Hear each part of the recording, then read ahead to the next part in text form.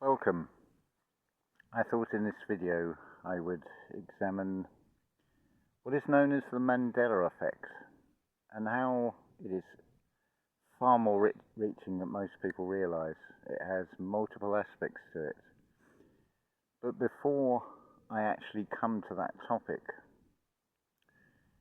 following on from what I said in the last video, I want it to be clear so there is no misunderstanding. When I talk of things being rabbit holes, be it the three I use, flat earth, mud floods and Tartaria, and there are of course many more. I'm not saying that the information that you will find is incorrect. What I'm saying is if you immerse yourself too deeply into it, it will become your sole focus and it becomes a dogma. It becomes a whole new belief system. I can understand it because you've recognized that this reality, and this is what all rabbit holes across a huge spectrum will eventually reveal, that you have been lied to. This world is not what you think it is, to quote Jason of Archaics, and that is exactly it. And like Jason says, all these things are purely stepping stones. Now, many of you will have come into this spiritual path journey, this life path journey that you're on, from that perspective, looking at external events that don't seem to make sense, don't seem to add up. When you do cross comparison of information, things don't add up. They're not meant to. That is by design. Because it is just a way to trigger something in you to start questioning deeper and not get stuck on a singular topic. After all, would you not agree that if you're faced with someone that all they ever talk about is this or that specific topic, and it gets to the point where you roll your eyes and it's like, I don't want to hear it again. Those that have come in from the spiritual side will have often experienced things, phenomenon that you cannot rationalize and you cannot explain. And this is where I can neatly dovetail into the topic of this video about the Mandela Effect. The Mandela Effect is far greater than people realize. You've got the obvious ones, like the change of a logo, just maybe one subtle difference, the Bernstein or Bernstein bears, and things like that. Personally, I can remember the terrorist van in Back to the Future being a Mazda E2200, which has a rather ungainly front bumper that doesn't sort of fit the contours of the rest of the vehicle. It sort of spoils the overall effect. If I remember this correctly, it was red. Subsequently, in the Back to the Future film that I've seen on, I think it must be on DVD, or maybe it was screened, it's turned into a blue and cream Volkswagen camper. Clearly not what I remember. So I'm sure you've all got examples of this, but when you go back and try and look for the evidence, you'll find it's not there. And no matter what the evidence that is presented to you, you know deep down inside yourself, you may even go through a period of questioning your own memory, questioning your sanity about all of it. Did you misremember it? Were you mistaken? But you're not going to shift that feeling that you know exactly what you witnessed. That is also a stepping stone. By definition, a Mandela effect, I would say, is when something you have witnessed, experienced, that you then recall and find that the thing is very different. That is a Mandela effect. That involves physical objects, things in this physical reality. But what about when that Mandela effect doesn't actually come into the physical. Consider this scenario. You have an appointment at 10:30. It's going to take you half an hour to get to your destination. We'll say it's for a job interview, so ideally you want to allow enough time to get there. You want to present yourself in a calm, collected manner, not turning up out of breath, sweating, looking dishevelled, and not within yourself. Key part to that. You may even have been prudent and thought, okay, I anticipate there might be some hold-ups. I will allow an extra hour. So, say you've set off at 9 o'clock. You've planned out your journey, you've planned out your route and everything, and it may be that everything goes to that plan. But maybe you get held up. Maybe there is a problem with the vehicle or your method of transport. You've missed the bus, for example. Things then suddenly change. That is a very personal experience of, I'm going to call it a Mandela Effect, because had the timeline followed, and you don't know what is in the potential, you could have been involved in a car accident. If you had got to the destination and everything had run to the time scale that you've put into the plan of your journey. But so much happens in the unseen. Everything is potential. It is no coincidence whatsoever that there is such a thing as electric and dielectric. I don't feel I need to even go into discussion of what is referred to as dirty energy, dirty electric, which is basically the destruction of something to create something else. In that case, maybe coal is burnt to create heat and generate electricity and so on. But the energy just morphs and changes form. There is no loss of anything as such. It all recycles back. You've only got to look at nature to see that. Where am I going with this? So, to bring this back, a lot of the answers that you actually seek, you can see all around you.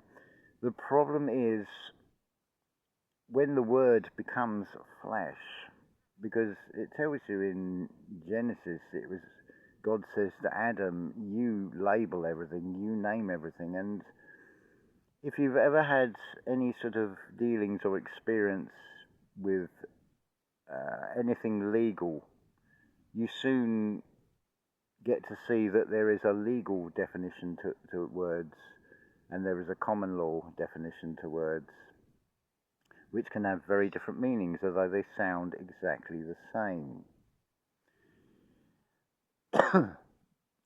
You'll see repeat patterns in many things. For example, you have what are called fixed stars in constellations. You also have what are called wandering stars. And it is the wandering of those stars and their interaction and the different combinations that has an effect.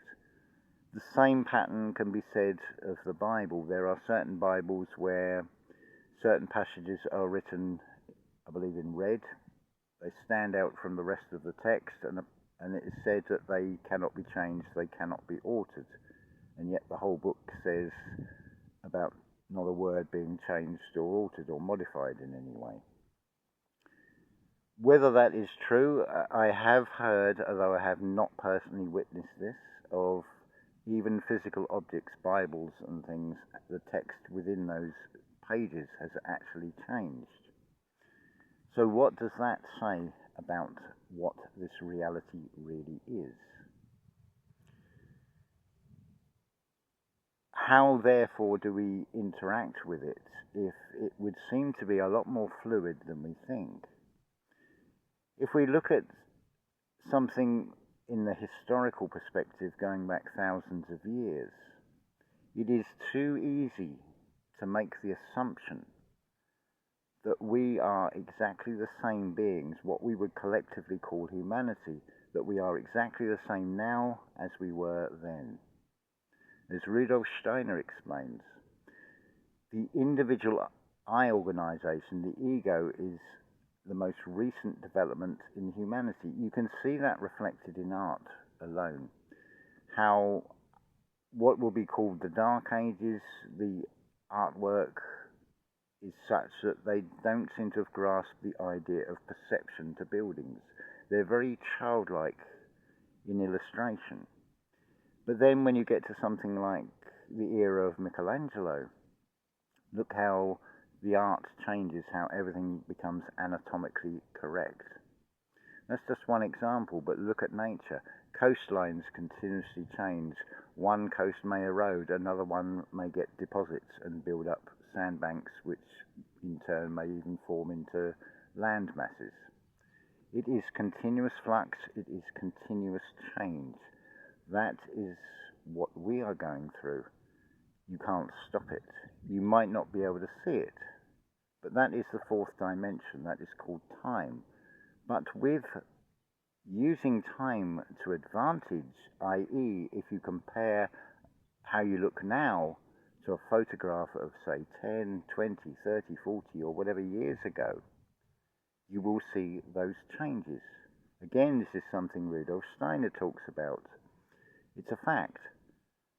A baby or a toddler will start off looking in one form of human and then will go through a period of time and they will become like the grandparents. They will have wrinkly skin, they will have less energy than when they had when they were younger, but it is the same being which has been subject to time. Time is a wonderful thing as well. And going back to the analogy I gave about Pontoon, you've decided to play that game of Pontoon. You are dealt two cards. That is the hand you are dealt with. Why two cards? Because it is showing you there is contrast, there is duality. Another clue is in etymology, in language. So you have alternating current. That represents what you would perceive as good or bad, looking both sides. Seeing things in very black and white as that is good, that is bad. You also have the direct current. That's two, but things are always in threes. We're talking about a trinity of me, myself, and I. And I'm saying that from a perspective of you, because what applies to what I say about myself also applies to you. So you have the alternating current, you have the direct current. We are basically magnetic beings, so what is in the center of a magnet? It is called dielectric. It is spelt dielectric. It's implying you kill the electricity. The electricity are those conscious thoughts that you create, the worries, the doubts. But it also has to be balanced and tempered. I think it was the video, not the last one I made, the one before, when I explained what the solar eclipse was really about, that it was a marker. And in that I said, I am leaving myself open to potentially being scammed out of money. That has been preempted, that will not happen, and I will go so far as to say, after today, based on the answers I get to the questions I have, which are, as things look, and I have to look at this from all perspectives, so I have to look from an outside perspective, looking in, rather than being too close and only saying what I want.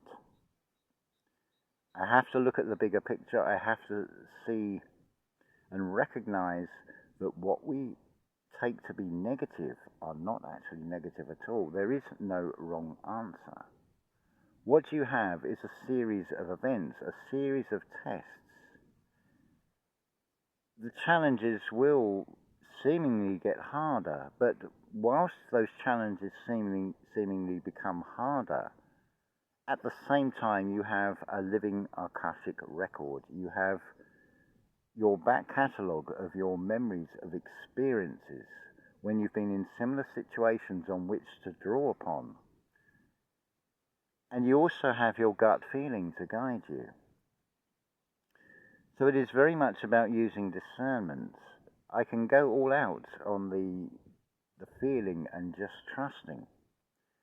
But both, as Neville Goddard says, in his words, taking active steps, and as Jason of Archaics has explained, basically the same message. You have to take active steps in some way. It is the physical action, it is the moving, it is the doing as a being that actually creates. You create with a dialectric by taking the active steps. If you think of yourself like the explosion of an atom bomb, notice how it looks very much, that mushroom cloud looks very much like a brain. The potential is in the dialectric that explodes out. It comes out the top like the Aries sign, and it folds back in on itself. That is the return of the energy with what it has interacted with, and it self-perpetuates, it self-feeds. We are part of that dialectric.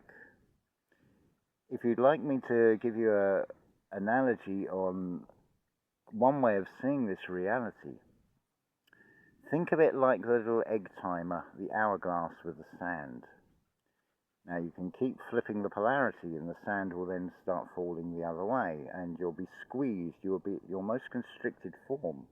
This is what Neville Goddard says. You are God at the most restricted or constricted form, the limit of opacity, the opposite of transparency. But what if you can take that egg timer and you can turn it on its horizontal axis so you have equilibrium? So the sand isn't going to run one way or the other. You bring it into being, and it is done, of course, from the center point. These are just different ways with these wonderful things called words of explaining things using the predetermined labels that we have to work with. Does it not say about, or is there not the saying about use the resources that you've got, use your God-given gifts? So what are those God-given gifts? They're going to manifest in all different expressions, individual to all of you. So some of you may be excellent at carpentry, another may be superb at bookkeeping. Another person may be a fantastic cook. There is infinite possibility. See how that is reflected in the external. The being that the you, which is I, at your very core, your very essence, has potential to express in fantastic ways. Things that we can label as good or bad, depending on what they are and how they interact with others around us. This is where the awareness also comes in. But do you not agree, just from the language, when we're talking about creating, especially in the terms of art, or say in terms of cooking, you're putting love into what you're creating. You may really enjoy doing that activity, so you could say it is your passion. Where does the passion come from? You pass the eye on. You pass it. There's your Passover. From the mind's eye, what's created there to the heart. It's like a lighthouse. Which brings me to two coincidences. I've been in this location for just over 1 year now. Prior to me getting here was a guy called Eugene. I think his channel's called The Star Show, and he was referring to creating these communities as Operation Lighthouse. I went to a moon ceremony.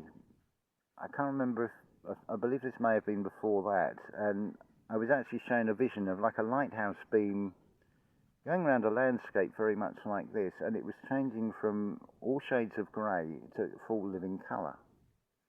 And I thought, that's interesting. And I now have what has landed in my lap, two channels that I'm going to give a shout out to. They are, firstly, Dove and Serpent Tarot channel, The guy's name is Paul. This is only personal perspective, so as Paul says, I am merely the messenger, so don't shoot the messenger. Take what resonates with you, which is very true. I found his tarot readings to resonate greatly. And also a second channel that I've come across, I think the lady's name is Elaine, called Searchlight Tarot. I will put the links in the description to both of these, because I can only talk from personal experience. Those two channels resonate. But what do I use the tarot for? I am not using it for divination. I'm not trying to predict the future with it. I treat it as holding counsel. Those tarot cards, and it is highly significant, it is going to come down to the interpretation of who is reading the cards. How do you know if that person is genuine that is reading those cards? That is where your gut feeling should kick in. If you feel drawn to that person and to hear what they say, then listen to that channel. If it doesn't resonate, if something doesn't feel right, then don't. There is no right or wrong. This is all purely perspectives on everything. And also, I cannot forget Pippi on a String. She does tarot readings as well, and I would recommend listening to her channel. So you've got 3 tarot card readings, because everything is a trinity. A few videos ago, I mentioned about seeing the numbers 46 and 64, and uploading one of the videos, I saw the same sequence of 46% uploaded, 64 minutes duration still to finish the upload, and then it flipped over, so I'd got 64% uploaded, 46 minutes to go. The 4 and the 6, well, that's the 6th of April. That's when I had this. It's the second Saturn return. It's the Kundalini rising. It's the birth from above. It's the Christ consciousness. Call it whatever label you want. But I can assure you, and I can only tell you from my personal experience of it, you're just shown everything in that split second. It's the opposite polarity of going down deep into these rabbit holes and ending up in a dogmatic belief system. Seek the kingdom within and all will be given to you is a very short way of saying this. Whilst all these external things are fascinating, and there is great value,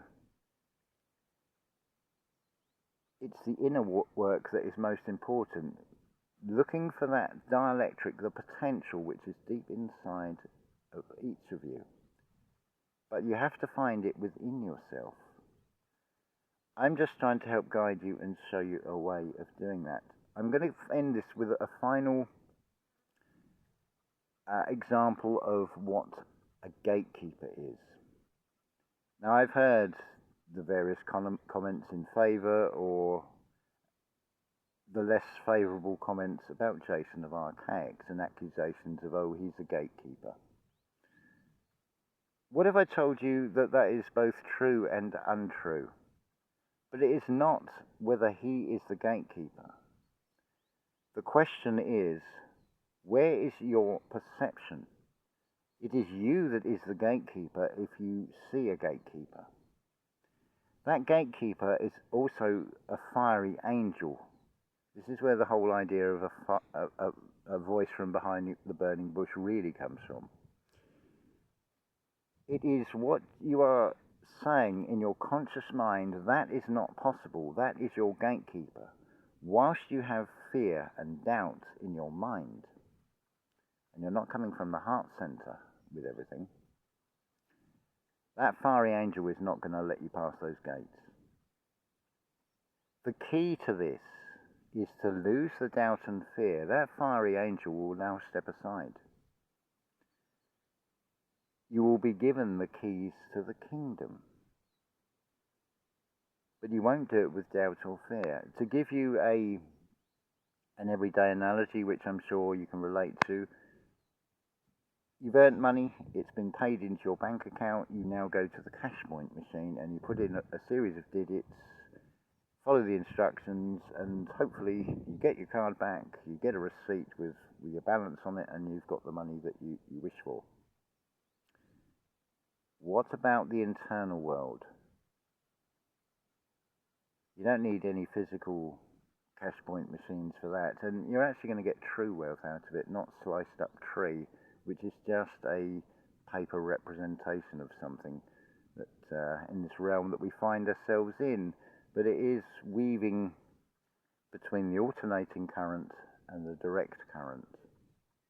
It is about being that dielectric, being that potential that manifests out as the magnetism or as the explosion of the atomic bomb in, it doesn't have to be in a dramatic way. Those that are meant to see it will see it.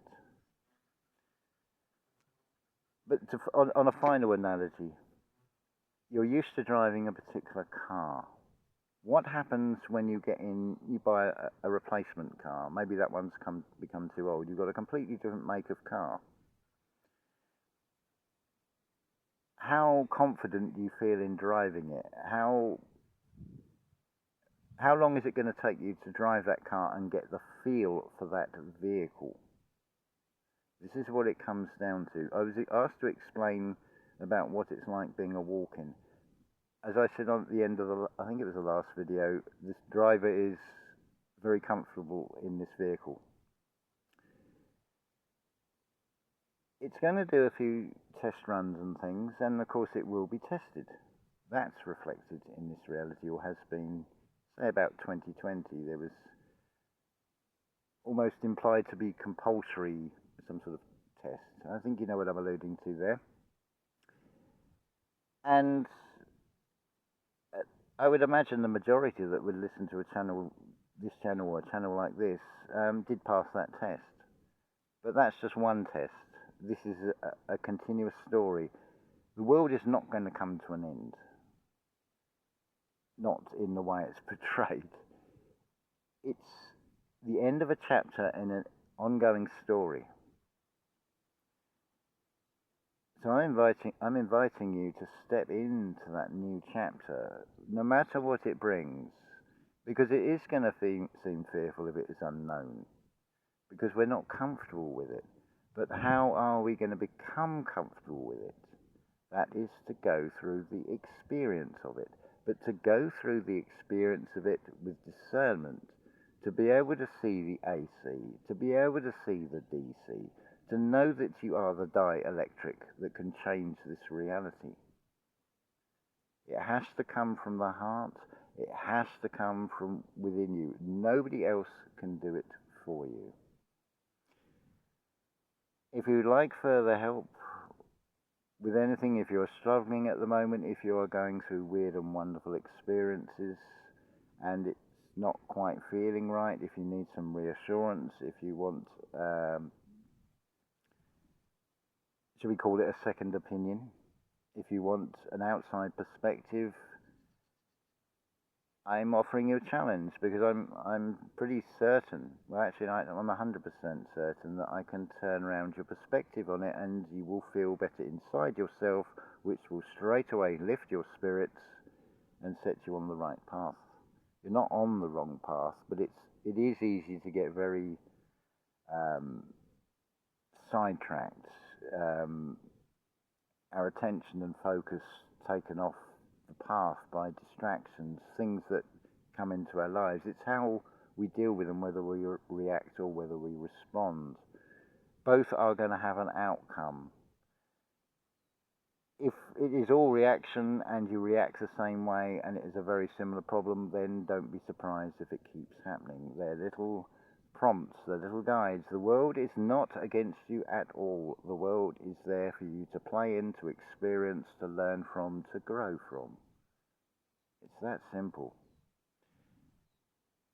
I would say it's holographic. I would say it's a simulation. It makes perfect sense that it would be both, that it would be a contained field.